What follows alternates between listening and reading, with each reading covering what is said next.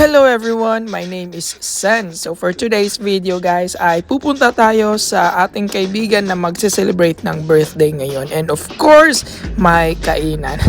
At nakikita nyo naman dito sa Bangkok, Thailand guys, mas napakadali ang biyahe kapag ikaw po ay nag-train. Alright, so dahil lang lugar po nila ay nasa malapit lang po ng train station, kaya pinili po namin mag-train na lang guys.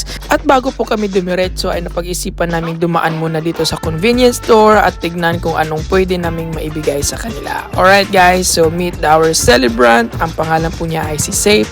Napakasimpleng handaan lang po dito guys at as long as makakabusog sa tiyan.